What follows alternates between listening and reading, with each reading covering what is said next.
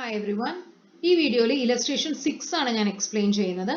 ഇവിടെ നിങ്ങൾക്ക് നോക്കിയറിയാം A, B and C are the owners of a firm. They share profit or loss in the ratio 5:3:2. എന്നിട്ട് details തന്നിട്ടുണ്ട്. First one തന്നുള്ള net profit as per P and account. അപ്പൊ നമ്മൾ അത് തന്നെ ആദ്യം എഴുതുന്നു. Salary of 12,000 paid to B and commission on sale 6,000 paid to C were debited to the account.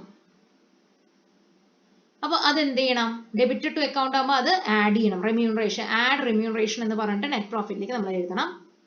Interest on capital 5,000, 4,000, 3,000 paid to A, B and C respectively, and an interest on 8,000 paid to A on his loan was charged to the account. അപ്പോൾ നമ്മൾ interest on capital in excess of 12% കണ്ടുപിടിക്കണം. ഇത് 184 fulfil ചെയ്യുന്നുണ്ടെങ്കിൽ കേട്ടോ, fulfil ചെയ്യുന്നില്ലെങ്കിൽ മുഴുവൻ ഇൻട്രസ്റ്റും നമ്മൾ add ചെയ്യും. 184 ഫുൾഫിൽ ചെയ്യുന്നുണ്ടെങ്കിൽ 12% എക്സസ് വരുന്ന എമൗണ്ട് ആഡ് ചെയ്യുന്നുണ്ട്. ഇവിടെ ഫോം ഫുൾഫിൽസ് കണ്ടീഷൻ 184 എന്ന് പറയുന്നുണ്ട്. അപ്പോൾ നമ്മൾ ആദ്യം ഇത് 20% ആണ് ഇൻട്രസ്റ്റ് റേറ്റ് എന്ന് പറയുന്നത്. 20% ആണ് ഈ 5,000 റുപ്പീസ് വരുന്നത്.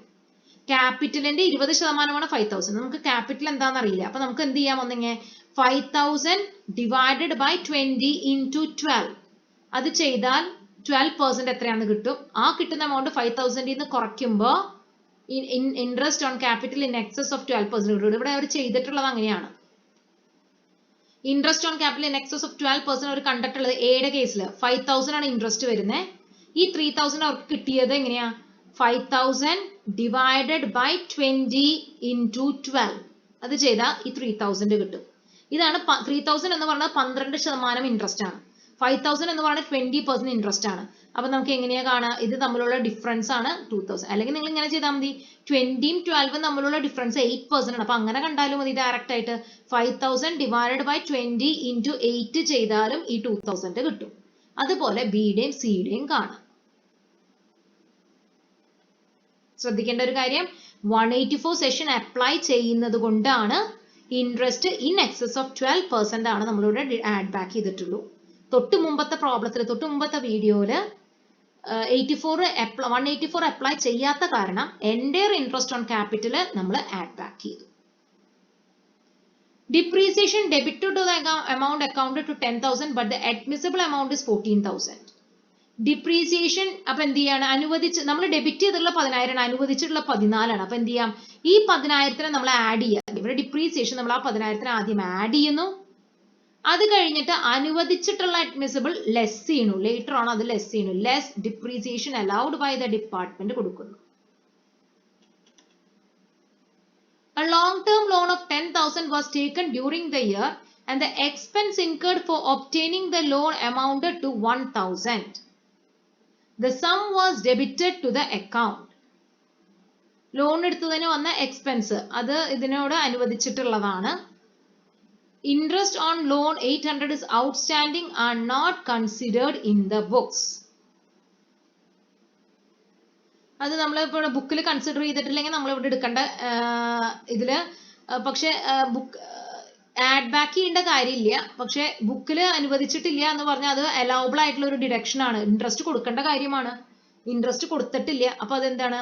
അലൗബിൾ ആയിട്ടുള്ള ഒരു ഐറ്റം ആണ്. അലൗബിൾ ആയിട്ടുള്ള ഐറ്റം ആവുമ്പോൾ എന്ത് ചെയ്യണം? അതിനെ ലെസ് ചെയ്യണം.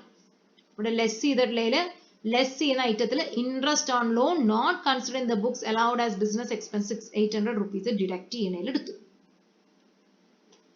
ഇനി the closing stock and opening stock of 8 lakh and 3 lakh respectively had both being valued at 10% under cost,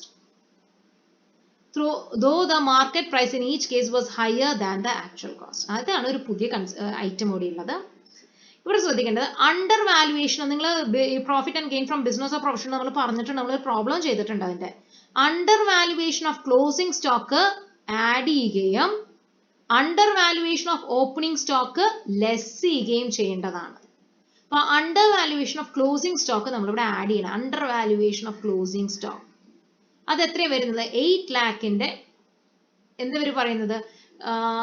calculate ചെയ്തിട്ടുള്ളത് ഈ ക്ലോസിംഗ് സ്റ്റോക്കിന്റെ വാല്യൂ കാൽക്കുലേറ്റ് ചെയ്യാണ്ടാണ്. It's valued at 10% under cost എന്നാണ് പറയുന്നത്. അണ്ടർ കോസ്റ്റ് പറയുമ്പോൾ നമ്മൾ എന്ത് ചെയ്യണം? അതിനെ നമ്മൾ ഈ മാർജിനൽ മാനേജറൽ റെമ്യൂണറേഷൻ കാണുന്ന സമയത്ത് ഈ റെമ്യൂണറേഷൻ കൂട്ടാണ്ടുള്ള പ്രോഫിറ്റ് എന്ന് പറയുമ്പോൾ അതിനെ നമ്മൾ റിവേഴ്സ് ചെയ്ത് ചെയ്യാറുണ്ട്. അതേ പാറ്റേൺ ആണ് ഇവിടെയും ചെയ്യുന്നത്. 8 lakh into 10 divided by 90 ചെയ്യുമ്പോഴാണ് ഇൻക്ലൂഡഡ് അല്ല എന്ന് പറയുന്ന 10 divided by 90 ചെയ്യുന്നത്. ഇൻക്ലൂഡഡ് ആയിരുന്നെങ്കിൽ 10 divided by 90 ചെയ്യേണ്ടി വരില്ല. അപ്പോൾ 8 lakh into 10 divided by 90 ആയ ഈ എമൗണ്ട് നമ്മൾ ആഡ് ചെയ്യുന്നു. ഓപ്പണിംഗ് സ്റ്റോക്കിന്റെ കേസിൽ 9 lakh into 10 divided by 90 നമ്മൾ ലെസ്സും ചെയ്യും. Under valuation of opening stock 9 lakh into 10 divided by 90 നമ്മൾ ആഡും ചെയ്യുന്നു. ഇനി അപ്പൊ ഇത്രയാണ് നോക്കാനുള്ളത്. Compute the taxable income of the firm and when the firm fulfils the condition. അപ്പൊ നമ്മൾ ഏതെങ്കിലും വിട്ടുപോയിട്ടുണ്ടോ നോക്കാം. Net profit as per P and account 44 എഴുതുന്നു. ഡിപ്രീസിയേഷൻ തന്ന ക്വസ്റ്റ്യനിൽ ഓൾറെഡി ഡെബിറ്റഡ് ആയിട്ടുള്ള എമൗണ്ട് മുഴുവൻ ആഡ് ചെയ്തിട്ട് അനുവദിച്ചിട്ടുള്ള എമൗണ്ട് താഴെ ലെസ് ചെയ്യുന്നു.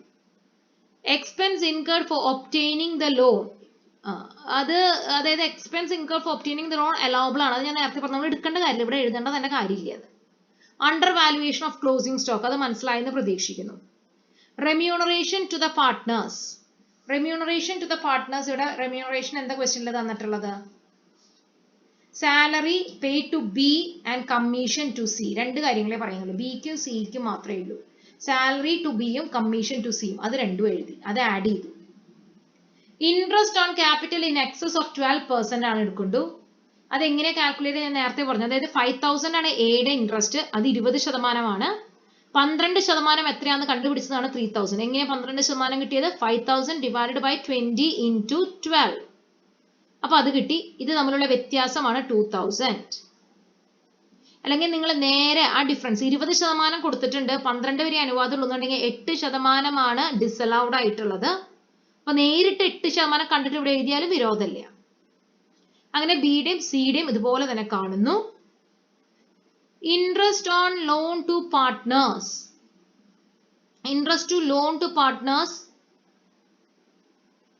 നമ്മൾ ആ ഐറ്റം ഡിസ്കസ് ചെയ്തില്ല എന്ന് തോന്നുന്നു അല്ലേ. And interest of ₹8,000 paid to A on his loan were charged to the account. അപ്പൊ interest to loan to the പാർട്ട്ണറും നമ്മൾ സാലറിയും റെമ്യൂണറേഷനും കാണുന്ന പോലെ തന്നെയാണ് കാണുന്നത്. അപ്പൊ അതില് excess of 12% interest on capital കൊടുക്കുന്ന അതേപോലെ തന്നെയാണ് ഇൻ എക്സസ് ഓഫ് 12% ആണ് ആഡ് ബാക്ക് ചെയ്യണ്ടു. 8,000 rupees ആണ് ഇൻട്രസ്റ്റ് കൊടുത്തിരിക്കുന്നത്. 12% ഇവിടെ കണ്ടുപിടിച്ചു. അത് 8,000 divided by 20 into 12 ചെയ്താൽ മതി. 4,800 വരും. അപ്പൊ ഇൻ എക്സസ് വരുന്നത് 3,200 rupees ആണ്. അതും ആഡ് ബാക്ക് ചെയ്തു. ഡിപ്രീസിയേഷൻ നമ്മൾ ലെസ് ചെയ്യുന്നു പറഞ്ഞു. അണ്ടർ റൈറ്റിംഗ് ഓപ്പണിംഗ് സ്റ്റോക്കും പറഞ്ഞതാണ്. Interest on loan not considered in the book, 800 രൂപ ബുക്കിൽ പി ആൻഡ് അക്കൗണ്ടിൽ എഴുതിയിട്ടുണ്ടായിരുന്നില്ല എന്ന് പറഞ്ഞു. അതുകൊണ്ട് അതും ലെസ് ചെയ്തു. അങ്ങനെ നമുക്ക് ബുക്ക് പ്രോഫിറ്റ് കിട്ടും. ഈ ബുക്ക് പ്രോഫിറ്റ് ഈ പറഞ്ഞത് നിങ്ങൾക്ക് മനസ്സിലായോ നോക്കുക. നിങ്ങൾ ഒന്നും കൂടി വീഡിയോ വീണ്ടും കേട്ടാൽ മതി എവിടെയെങ്കിലും ക്ലിയർ ആവാത്തുണ്ടെങ്കിൽ, അല്ലെങ്കിൽ എന്നോട് തന്നെ ചോദിക്കാം. ഇനി computation of total income of the firm. അവിടെ നമുക്ക് കിട്ടിയ ബുക്ക് പ്രോഫിറ്റ് നമ്മൾ എഴുതി 54,089. അതിൽ നിന്ന് റെമ്യൂണറേഷൻ ടു വർക്കിംഗ് പാർട്ട്ണർ ആണ് നമ്മൾ കുറയ്ക്കുന്നത്. റെമ്യൂണറേഷൻ ടു വർക്കിംഗ് പാർട്ട്നേഴ്സിൽ ലീസ്റ്റ് ഐദർ ആക്ച്വൽ റെമ്യൂണറേഷൻ അല്ലെങ്കിൽ statutory limit whichever is less ആണ് നമ്മൾ എടുക്കുക. ആക്ച്വൽ റെമ്യൂണറേഷൻ വരുന്നത് 18,000. അത് ഇവിടെ നമ്മൾ ആഡ് ചെയ്ത് ഈ എമൗണ്ട് നോക്കിയാൽ മതി. റെമ്യൂണറേഷൻ എന്ന് പറഞ്ഞാൽ നമ്മൾ ആഡ് ചെയ്തിട്ടുള്ളത് 18,000 ആണ്. അപ്പൊ ആ എമൗണ്ട് ആണ് ആക്ച്വൽ റെമ്യൂണറേഷൻ. സ്റ്റാറ്റ്യൂട്ടറി ലിമിറ്റ് എന്ന് പറയുന്നത് നമ്മുടെ ബുക്ക് പ്രോഫിറ്റ് എത്രയാന്ന് നോക്കുക. ബുക്ക് പ്രോഫിറ്റ് എത്ര? 54,089 അല്ലേ ഉള്ളൂ. അപ്പൊ 90% ഓഫ് ബുക്ക് പ്രോഫിറ്റ് കണ്ടുപിടിക്കുക. 90% ഓഫ് ബുക്ക് പ്രോഫിറ്റ് 54,089 എന്ന് വരുന്നത്. അതോ അല്ലെങ്കിൽ 90% ഓഫ് ബുക്ക് പ്രോഫിറ്റ് ഇസ് 48,680. അതോ അല്ലെങ്കിൽ 1,50,000 വിച്ച് എവർ ഇസ് ഹയർ ആണ് സ്റ്റാറ്റ്യൂട്ടറി ലിമിറ്റ്. ഇപ്പൊ ഇവിടെ ഹയസ്റ്റ് വരുന്നത് 1,50,000 ആണ്. അപ്പൊ 1,50,000 ആണ് സ്റ്റാറ്റ്യൂട്ടറി ലിമിറ്റ് എന്നുള്ള ഗണത്തിൽ എടുക്കുന്ന എമൗണ്ട്. ഇനി നമ്മൾ ഈ രണ്ട് എമൗണ്ട് കമ്പയർ ചെയ്തിട്ട് ഇതിൽ ലീസ്റ്റ് വൺ ആണ് റെമ്യൂണറേഷൻ എന്നുള്ള പേരിൽ ഡിഡക്ഷൻ കിട്ടുക. 18,000 ആണ് ഏറ്റവും കുറവ്. അപ്പൊ 18,000 ആണ് ഡിഡക്ഷൻ കിട്ടുക. അങ്ങനെ ടോട്ടൽ ഇൻകം 36,089 വന്നു. അപ്പോൾ ഈ പ്രോബ്ലത്തിലും എന്തെങ്കിലും ഡൗട്ടുകൾ ഉണ്ടെങ്കിൽ നിങ്ങൾക്ക് എന്നോട് ചോദിക്കാവുന്നതാണ്. ഈ വീഡിയോ കണ്ടു കഴിയുമ്പോൾ ഇലസ്ട്രേഷൻ 7ഉം ഇലസ്ട്രേഷൻ 8ഉം നിങ്ങൾ തന്നെ ഒന്ന് നോക്കി നോക്കുക. എല്ലാ പ്രോബ്ലം ഞാൻ ഇതുപോലെ ടെക്സ്റ്റിൽ പറഞ്ഞുതരാം. നിങ്ങൾക്ക് അറിയാത്ത എന്തെങ്കിലും ഉണ്ടെങ്കിൽ സംശയങ്ങളുണ്ടെങ്കിൽ അപ്പോൾ ഞാൻ പറഞ്ഞുതരാം. Okay, thank you.